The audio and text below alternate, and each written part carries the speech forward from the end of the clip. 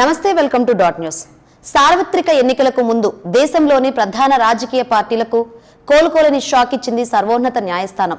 రాజకీయ పార్టీలకు పెద్ద మొత్తంలో విరాళాలు ఇచ్చే వారి పేర్లు గుట్టుగా ఉంచుతూ ఎలక్ట్రల్ బాండ్స్ రూపంలో వసూలు చేస్తున్న వైనానికి చెక్ చెబుతూ సుప్రీంకోర్టు తీర్పు చెప్పింది.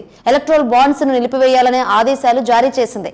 సుప్రీంకోర్టు తీర్పుతో ప్రధాన రాజకీయ పార్టీలో ప్రకంపనలు పుట్టాయి. ఎలక్ట్రల్ బాండ్స్ ద్వారా ఎక్కువగా లబ్ధి పొందింది భారతీయ జనతా పార్టీయే. బహుశా అందుకే కావచ్చు సుప్రీంకోర్టు తీర్పును ప్రధాన ప్రతిపక్షమైన కాంగ్రెస్ పార్టీ స్వాగతించింది. నల్లధనాన్ని తెలుపుగా మార్చుకొని ఈ అక్రమానికి అడ్డుకట్ట వేయాల్సిన అవసరం ఉందని కాంగ్రెస్ అగ్రనేత రాహుల్ గాంధీ అభిప్రాయపడ్డారు. లోక్సభ ఎన్నికలకు రెడీ అవుతున్న రాజకీయ పార్టీలకు ఊహించని షాక్ ఇచ్చింది సుప్రీంకోర్టు. ఎలక్ట్రల్ బాండ్స్ నిలిపివేయడంతో గుప్త విరాళాలకు చెక్ పడినట్లే అంటున్నాయి రాజకీయ వర్గాలు. హఠాత్తుగా ఎన్నికల నగారా మోగడానికి కొద్ది రోజుల ముందు సుప్రీం ఇచ్చిన ఈ తీర్పు రాజకీయ పార్టీలపై తీవ్ర ప్రభావం పడుతుందని అంటున్నారు రాజకీయ పండితులు. కొన్నేళ్లుగా ఎలక్ట్రల్ బాండ్స్ రూపంలో వివిధ రాజకీయ పార్టీలకు వందల కోట్ల నుంచి వేల కోట్ల రూపాయల వరకు విరాళాలు అందాయి. వీటిలో సింహ భాగాన్ని అందుకున్నది కేంద్రంలో అధికారంలో ఉన్న భారతీయ జనతా పార్టీయే. ఎలక్ట్రల్ బాండ్స్ రూపంలో ఇలా విరాళాలు సేకరించడం అనేది 2017 నుంచి 18 ఆర్థిక సంవత్సరంలో మొదలైంది. ఇంతవరకు దేశంలోని అగ్రగామి బ్యాంక్ అయిన స్టేట్ బ్యాంక్ ఆఫ్ ఇండియా 30కి పైగా విడతల్లో 28,000కు పైగా ఎన్నికల బాండ్లను విక్రయించింది. వీటి మొత్తం విలువ 16,518 కోట్ల రూపాయలకు పైనే ఉందని కేంద్ర మంత్రి లోక్సభలో లిఖితపూర్వకంగా వివరించారు. పార్టీలకు విరాళాలు ఎక్కడి నుంచి వస్తున్నాయో వాటి వివరాలు అందరికీ తెలియాల్సిన అవసరం ఉందని సుప్రీంకోర్టు అభిప్రాయపడింది. వాటిని గుట్టుగా ఉంచడం కరెక్ట్ కాదని స్పష్టం చేసింది.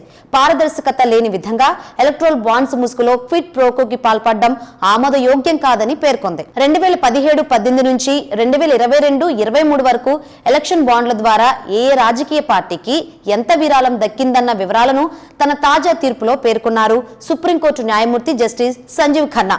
6,566 కోట్లతో ఈ లిస్టులో అగ్రస్థానంలో ఉంది బీజేపీ. ఆ పార్టీ మొత్తం విరాళాల్లో 52% పైగా ఎలక్ట్రల్ బాండ్స్ ద్వారానే లభిస్తున్నట్లు గణాంకాలు చెబుతున్నాయి.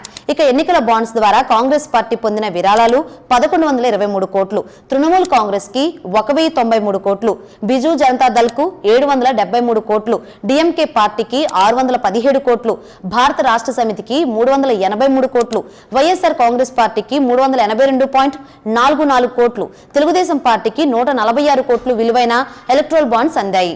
కేంద్ర ఎన్నికల సంఘం నివేదిక ప్రకారం 2017 నుంచి 2022 మధ్య కాంగ్రెస్ తో పోలిస్తే బీజేపీకి 5 రెట్లు ఎక్కువ విరాళాలు ఎలక్ట్రల్ బాండ్స్ రూపంలో దక్కాయి. మొత్తం విరాళాల్లో 60% కమలదళమే పొందింది. అందుకే ఈ పథకం ద్వారా ప్రయోజనం పొందిన ఏకైక పార్టీ బీజేపీ అని విమర్శిస్తున్నాయి విపక్షాలు.